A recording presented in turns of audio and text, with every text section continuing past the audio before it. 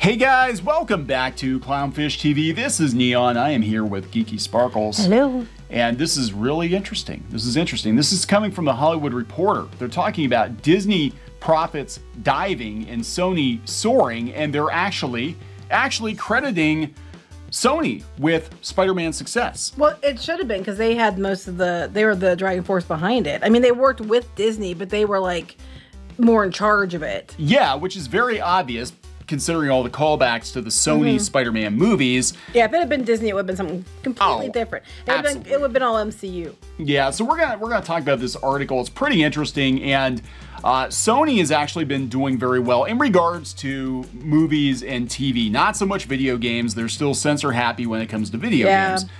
But it's become so obvious that even the Hollywood Reporter is kind of talking about the fan-pleasing Sony So waiting for blockbusters. comments. That's not true. You just hate Disney. You're just mean. No, it's the Hollywood Reporter. It's the Hollywood Reporter. Not, guys. you know, we didn't say it. We have said it, but they're saying it too now.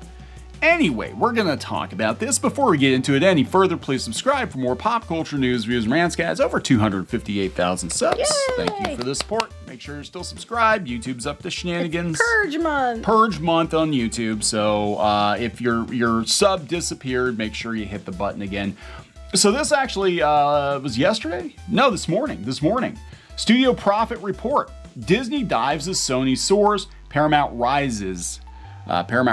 Yeah, it's well, they're talking about movies at the theater, but it's really interesting to see just how good Sony is doing this year. And look, I'm not trying to blindly defend Sony because God knows censorship on PlayStation is it's ridiculous, freaking ridiculous. And but from a movie aspect, we're looking at just the data. Yeah, I mean, Sony from the movies and the TV shows, they've made some very big fan-pleasing overtures. And this year, they've kicked all kinds of ass because they kept using the narrative, oh, well, this movie did bad because of a pandemic. That movie did bad because of a pandemic. And Sony's like, hold my beer. Yeah, Venom happened, Ghostbusters happened, then Spider-Man happened. And I'm sorry, Spider-Man may technically be an MCU movie, but it is still mostly a Sony Right, thing. it would have been more MCU if Disney had been in charge. I'm sure. They basically had Doctor Strange show up, come up with a reason for all the Spider-Men to get together, and then poof, he's gone for most of the movie. They said that they were like letting them borrow characters, and then they give us one, we give them one, is what they were saying. Which is fine, but It's a working partnership. Fans win. Yeah, clearly, Sony was driving that train. Because if not, it would have been like, oh, and special cameo by Carol Danvers, and we'll throw Ms. Marvel in here too while we're at it. Yeah, pretty much. But yeah, I mean, Sony this year deleted Ghostbusters 2016 basically, and they gave a multi-movie deal to Jason Reitman, R.I.P. Ivan Reitman. Yeah, no. Very unfortunate. He passed away a couple of weeks ago. But Jason Reitman and his partner, they're going to be making movies for Sony and probably working on the Ghostbusters verse, which looks like it's going to be OG Ghostbusters based. If they continue that. Which I think they will. But we know they're going to be doing more things in the Spider-Man universe. We had Venom, which the Venom movies are good. They're very 90s. You know who loves them at our house? Pinky Boo. Yeah, I know, right? Loves them. She watches them over and over. She loves the Venom movies. Again, Mother of the Year right here. So, yeah, Venom did very well. Let There Be Carnage did very well. And look, Cobra Kai also. Cobra Kai is also a Sony thing. Again, fan-pleasing entertainment. And who's winning? Who's winning? Sony. And who's listening to the fans and trying to win people back and do fan-pleasing movies? Sony. And who got their ass kicked initially because they did Ghostbusters 2016 and didn't listen to the fans? Yeah, they learned it. And then tried to lean into that whole fans are toxic assholes, misogynistic, whatever. Sony. Yeah, they had to walk that back a little bit, didn't they? They learned fast. Oh, and Demon Slayer. They gave us Demon Slayer, too. So, oh my gosh, they did. Yeah, they did. So, yeah. So, wow. I mean, they own Aniplex. hot So. damn. Now, this is the one little glimmer of hope I have for Doctor Who. Well, two little glimmers of hope. One, Russell T Davies is coming back, and as soon as he got complete creative control of Doctor Who, he sold his production company to Sony. Yeah.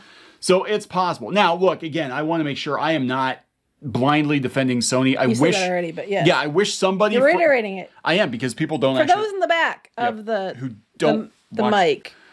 who don't watch our videos. Obviously, they don't. They're like, Clownfish said this. It's like, when did we say that? I don't know. Just somebody told me they said this. No. Somebody from Sony's television movie studio side needs to go over to the game side and slap the shit out of the people at PlayStation. I'm just saying it because well, it's not a thing like we see with Disney. It's different departments. Yeah, it's like, you know, they have Marvel, they have Disney, they have Marvel, and they have Lucasfilm and they make different decisions. They're all part of the company, but they're independent at the same time, and that's what's probably going on here too. So anyway, this is a studio profit report, and it's pretty jarring. Disney dives as Sony soars. This is the Hollywood Reporter, so this is an industry trade, right? And they talk about Spider-Man No Way Home being a massive hit, and they do say that Sony was mostly responsible. Remember someone tried to argue that with us a couple times in videos, and we're like, no, Sony's mostly behind it. Yeah, Sony, I think it's like I want to say it's like a 75-25 profit split. But Sony was the one, they had the reins on that one, sorry. Yeah, so they've got a chart. They broke it down for you. Yeah, and they talk about here. Netflix is up 19%, profits up 35%. Okay. Warner Media is up, revenues up 23%, profits up 10%. Okay. Sony, revenues up 24%, profit up 90%. So there was a lot. Look at these numbers too. 1.8 billion. Then you have here, they have 4.3 at Warner because they have a lot of things, 6.2. Now those are the big streaming services. And then you go down here to NBC, 884 million, and it's down. Yeah. And then you get to Disney. Yeah, so let's talk about this. So again, Sony's total revenue, 10.2 billion. Now, like a billion or two are from Spider-Man, but they said there's a lot to cheer for. And Sony has Pictures division, Spider-Man No Way Home, Venom Let There Be Carnage. They talk about deliveries of programs like Seinfeld. Right, they have deals with Netflix and stuff, yeah. Crunchyroll, they bought Crunchyroll. That's not going to help them that much, but okay. Yeah, so there's a lot going on here. But Disney, yeah, revenue, 8.1 billion. Now, this is the studios. Down 8%, profits down 50%. 50%. Oh, and they kept trying to say, it's because of the pandemic. Well, they also took a lot of movies, and then they put them on Disney Plus for free, or they put them on Disney Plus for the $30 premiere access, and people didn't pay it. They're like, I'll wait till it's on there for free. And then they turned around a couple months later and put it on there for free.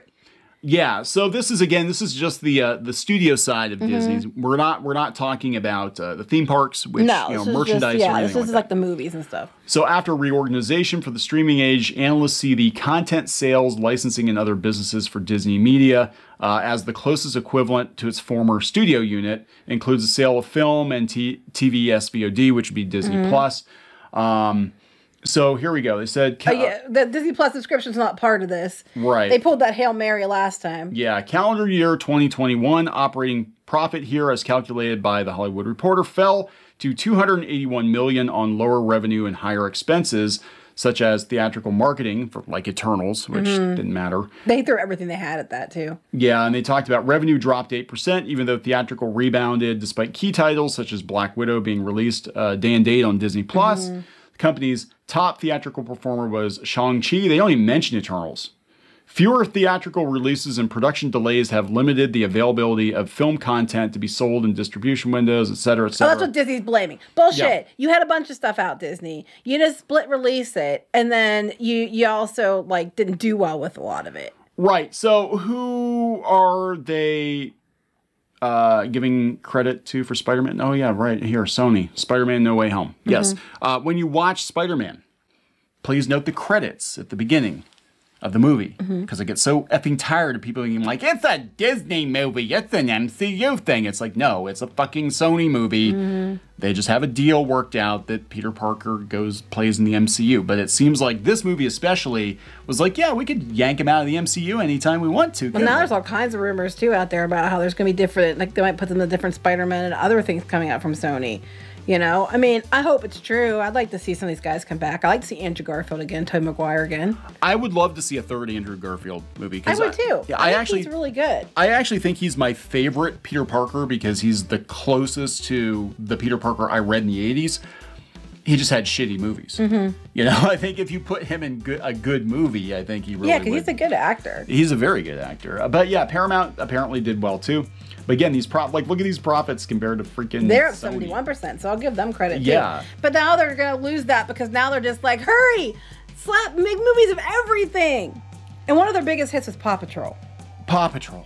So, you know. Yeah, they did Quiet Place 2, which was, you know, pretty okay. But that's a very like niche thing, though. I think. Yeah, it for is. most. I mean, it doesn't do as well as other things. Like, isn't it kind of like on a level of like the Ghostbuster stuff?